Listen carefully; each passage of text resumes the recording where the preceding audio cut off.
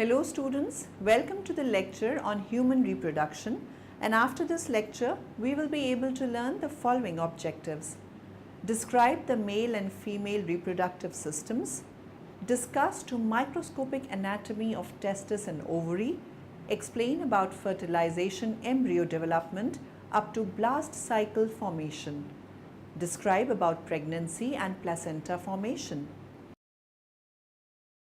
Let us begin with how human life is formed. Human life is reproduced through a special form of sexual intercourse between men and women. The sex organs of males and females can easily be joined together, and such a joining provides an opportunity for the male and female sex cells to unite.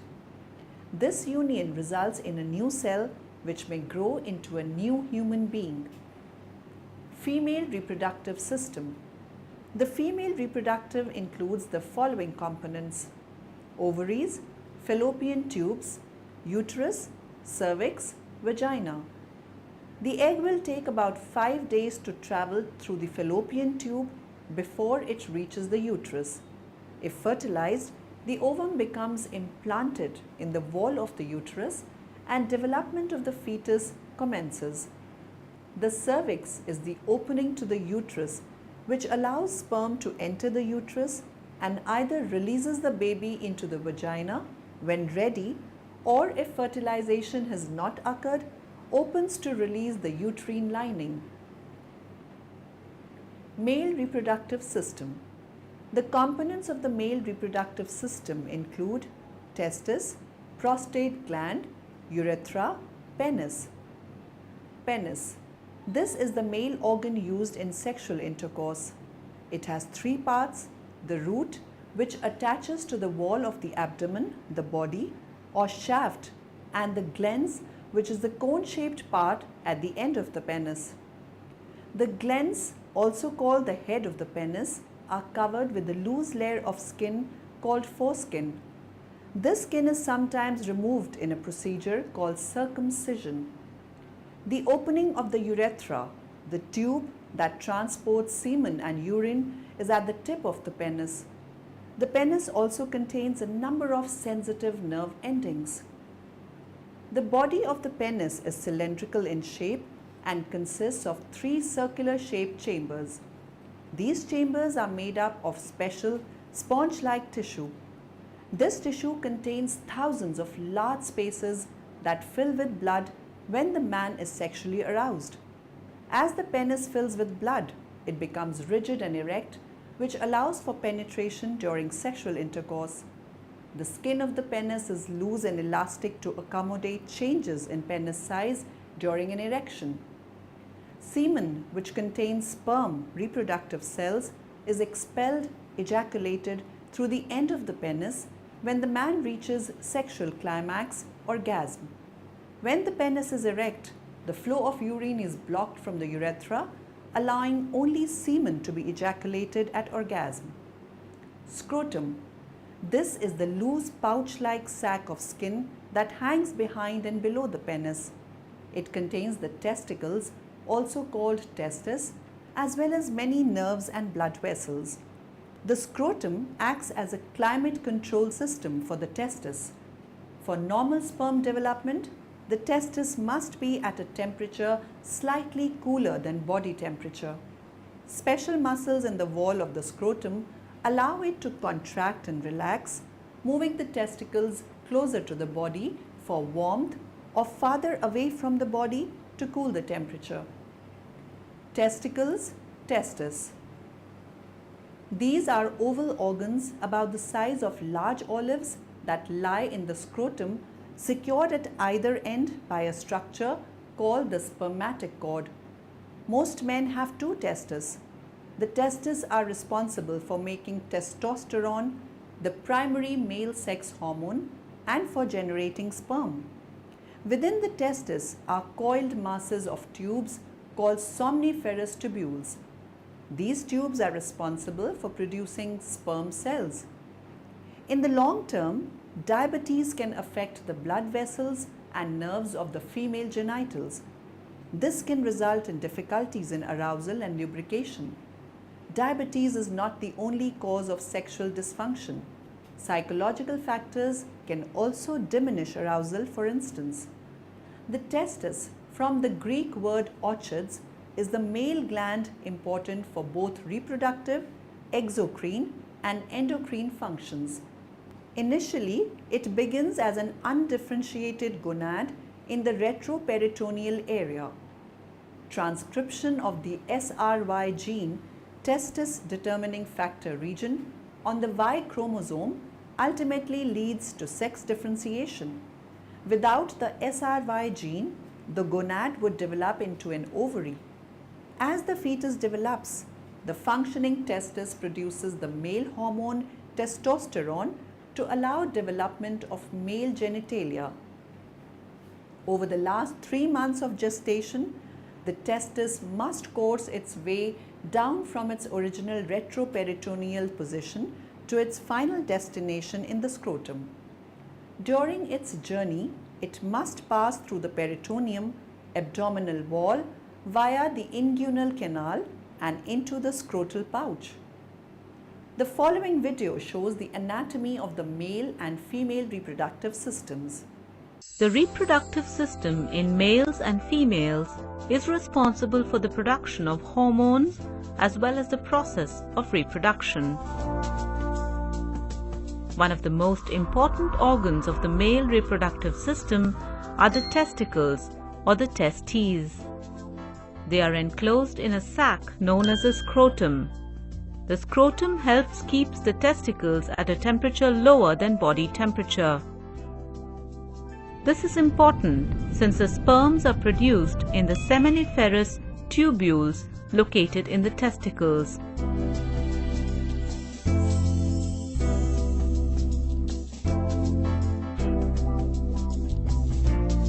The epididymis is a system of convoluted tubes that connects each testes to the vas deferens. It is responsible for emptying the sperm into the vas deferens. The vas deferens is connected to the seminal vesicle and the prostrate gland.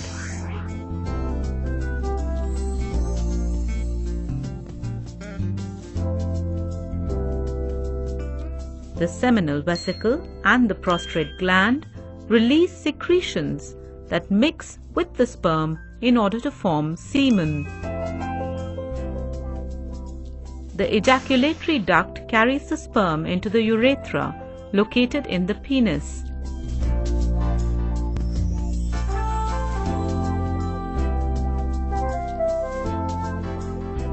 The penis contains erectile tissue and becomes erect during sexual arousal. Cowper's gland, located at the base of the penis, prepares the urethra for ejaculation of semen.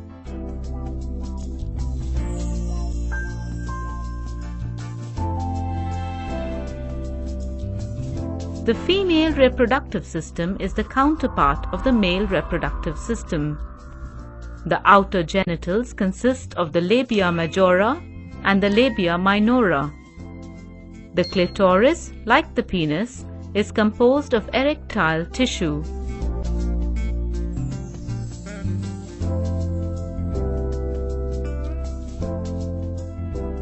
The vagina meets the outer genitalia at the vulva. Just as males have 2 testicles, females have 2 ovaries. The ovaries produce hormones such as estrogen and progesterone.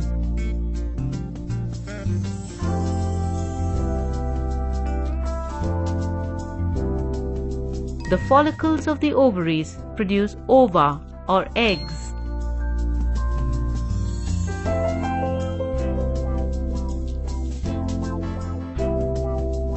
Every month, one mature egg enters the uterine tubes or the fallopian tubes and travels to the uterus. Every month, the endometrium or the lining of the uterus is nourished with blood and fluid in preparation for receiving a fertilized egg. If the egg is not fertilized, it is discharged from the uterus along with the lining. This monthly discharge is known as menstruation.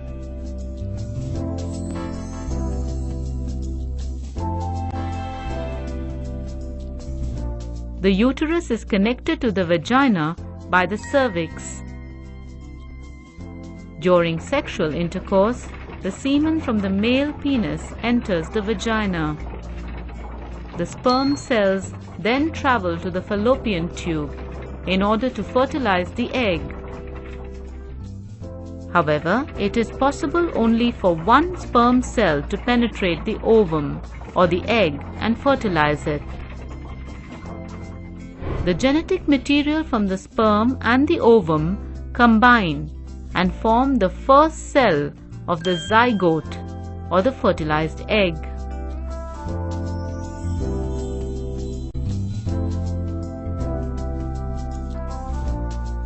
The egg then travels to the uterus, where it attaches itself to the endometrium. The fertilized egg develops into a human baby over a period of 40 weeks.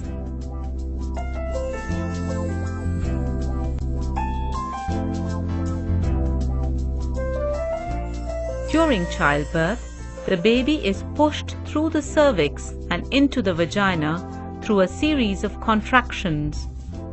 The vagina serves as the birth canal for the human baby. This is the internal anatomy of testis and formation of sperm. Spermatogenesis begins with a diploid germ cell, which divides by mitosis to produce a diploid spermatogonium. After replication of the DNA, the spermatogonium undergoes mitosis to produce a diploid spermatocyte. The spermatocyte is the cell that enters the process of meiosis. Meiosis I produces 2 haploid secondary spermatocytes, each with 23 chromosomes. The secondary spermatocytes then undergo meiosis II, producing 4 haploid spermatids. These spermatids then differentiate into viable sperm cells, or spermatozoa. The end result of spermatogenesis is 4 haploid cells. This is the internal anatomy of ovary and development of egg cell. The first thing that usually comes to mind when people hear the term infertility treatment is the risk of multiple births. But what if there was a way to reduce or even eliminate the risk of multiples? Not only would that help more couples become parents, it would also decrease maternal and neonatal risks. That possibility is becoming a reality thanks to a new technique known as blast cyst transfer. With blast cyst transfer, fewer embryos are transferred while maintaining and even increasing pregnancy rates. This technique virtually eliminates the risk of triplets or greater. The significance of blast cyst transfer. In a typical non-blast cyst in vitro fertilization (IVF) cycle, a woman's eggs are retrieved and fertilized. If all goes well, the embryos are transferred into the uterus 3 days later. Due to the fact that it is difficult to predict on day 3 which embryos are more likely to produce a pregnancy, 4 or more embryos are frequently transferred in hopes that at least one will result in a live birth. Until now, this has been a reasonable approach in order to achieve acceptable pregnancy rates. With blast cyst transfer, only 2 or 3 embryos are transferred, practically eliminating the possibility of triplets or greater. And the same pregnancy rates are achieved as would be expected when 4 or more embryos are transferred on day 3. Some centers report achieving even better pregnancy rates with blast cysts. Implantation rates of 48 to 50% and pregnancy rates of up to 66.3% have been reported in patients who responded well to gonadotropins. What is one blast cyst? A blast cyst is a highly developed embryo that has divided many times to a point where it is nearly ready to implant on the walls of the uterus. A blast cyst has come a long way from its beginning as a single cell. Getting to day 5. For many years, infertility practitioners have known that day 3 transfers were too early when compared to what is physiologically normal. In naturally conceived pregnancies, a day 3 embryo resides in the fallopian tube, not in the uterus. The embryo does not even reach the uterus until the 5th or 6th day. Yet, traditional IVF has always transferred on day 3 because up until now, we have not been able to delay the transfer to day 5. Previous laboratory culture media could only sustain an embryo's growth for 3 days. Now we have the ability to develop an embryo to the blast cyst day 5 stage. Redefining developmental potential. The ability to develop embryos to the blast cyst stage allows clinicians to have greater certainty about which embryos are more likely to implant. Interestingly, no correlation has been found between what is traditionally considered a good embryo on day 3 and a good blastocyst on day 5. While the quality of blast cysts is determined by examining morphology and development, it is important to point out that blast cyst grading standards are currently under development. Although the ability for the embryo to grow into a blast cyst is a milestone, other factors also play a role in its further development. In the near future, we believe we will be able to accurately predict which blast cysts are destined for success. When that happens, single blast cyst transfers will be considered the norm and IVF will likely be considered the first line infertility treatment. Who does it help? Determining who is a good candidate for blast cyst transfer is another rapidly evolving area. As more information becomes available and our knowledge base grows, guidelines based on actual clinical experience will be developed. Until then, we can offer some preliminary observations. In general, blast cyst transfer is more advantageous for patients who develop a number of eggs and embryos. A significant correlation has been reported between the number of eggs and the number of blast cysts developed, as well as the number of day 3 embryos and the number of blast cysts developed. Other candidates for blast cyst transfer include those who would not consider fetal reduction or those in whom delivering multiple pregnancies would be of particular concern. Blast cyst transfer is probably not advantageous for patients who develop few eggs or embryos. A side benefit of a blast cyst transfer is the fact that the ability to generate a blast cyst provides important information about the likelihood of pregnancy. In general, pregnancy rates are higher in those whose embryos grow to the blast cyst stage. Conversely, pregnancy rates are lower in those whose embryos do not develop into blast cysts. What happens when embryos do not become blast cysts? Because only a few embryos develop to the blast cyst stage, it is possible to have no embryos survive to day 5 to transfer. This is especially true if the cycle begins with only a few fertilized eggs. When no embryos survive to become blast cysts, it is a tremendous disappointment.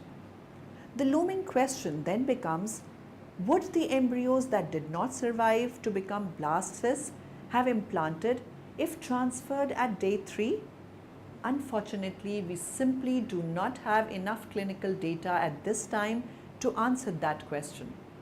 In our opinion, pregnancy would have been unlikely in that situation.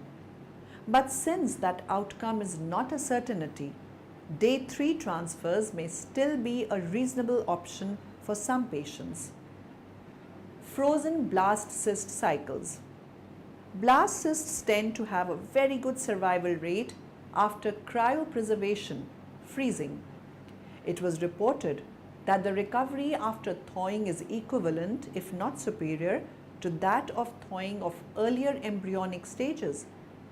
Because blast cysts are superior to earlier stage embryos in terms of development, they are easier to freeze, store and thaw. Additionally, because blast cysts have higher implantation rates, it is possible for a couple to go through IVF once and have enough blast cysts for the current cycle as well as any future cycles. The future. We are just beginning to understand the implications of blast cyst transfer for both practitioners and patients. We believe infertility treatment centers will soon be able to reliably grow blast cysts and accurately assess which embryos are destined to implant and develop into an ongoing pregnancy. When that happens, the transfer of a single blast cyst will become the norm, and today's risk of high order multiples will become a memory. The future holds much hope, much promise, and considerably fewer risks. Implantation. Implantation is the process whereby the early embryo embeds into the inner wall of the mother's uterus. Implantation begins about 6 days after fertilization and is completed by about 12 days, 79. Fertilization event. The video here will explain the process of fertilization and implantations in humans. The video here will show the process of implantation. The development of the placenta begins during week 1 at the blastocyst stage. 5 cells organize on the periphery of the embryo, forming the trophoblast. These cells will eventually become the placenta. This is the first differentiation step in human development.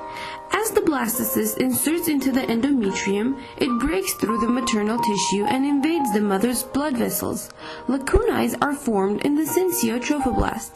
Lacunae are cavities that will eventually become the placental circulation. Lacunae grow all the way around the conceptus, as the entire conceptus is in the endometrium. The blood from the mother's artery will flow into the lacunae. The lacunae will fuse to form the inner villus space. The maternal blood is forcing way through what is called the primitive placenta. Decidualization occurs early in pregnancy. It is an adaptation of the uterus to enable implantation. The cells of the endometrium change properties and become larger. Stroma cells of the endometrium are transformed into decidual cells. The decidual cells will provide nutrition for the embryo, protect the uterus against invasion, and produce hormones. Decidualization occurs over the entire surface of the uterus. The 3 regions are decidua basalis, decidua capsularis, and decidua paritalis. Chorionic villi will form in the inner villus space in order to give a maximal area of contact with the maternal blood. The cytotrophoblast rapidly divides to form a bump on the wall of the chorion to form the primary villi. During week 3, the somatic mesoderm pushes through forming the secondary villi. The mesodermal cord differentiates to form the blood vessels. The villi initially surrounds the entire chorion. Eventually, some of the villi will be choked out of existence, forming a smooth chorion. Many of the villi will go on to form the definitive placenta. Vasculogenesis occurs in order to form the blood vessels. The surrounding mesenchyme secretes FGF2 and VEGF. The mesoderm responds to FGF2 and differentiates into hemangioblasts. Hemangioblasts form the blood islands that form to fuse the primitive blood vessels. Hemangioblasts respond to VEGF and give rise to angioblasts, then the endothelial cells lining the blood vessels. Some hemangioblasts don't respond to VEGF and give rise to pluripotent hematopoietic stem cells that give rise to blood cells. Angiogenesis occurs to form new blood vessels from existing blood vessels. In order for exchange of molecules to occur prior to 20 weeks of pregnancy, molecules would need to pass from the mother's blood vessels through the syncytiotrophoblaст and then the cytotrophoblast into the connective tissues to the fetal blood system. As pregnancy progresses, import and export rates must increase.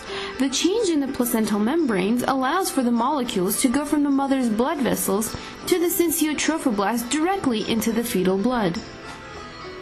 The placenta will function in providing nutrition to the fetus and depositing wastes. Since the baby can't breathe on its own, the placenta will ensure that the oxygen is moved into the baby's bloodstream through the umbilical vein and carbon dioxide is carried away through the umbilical arteries.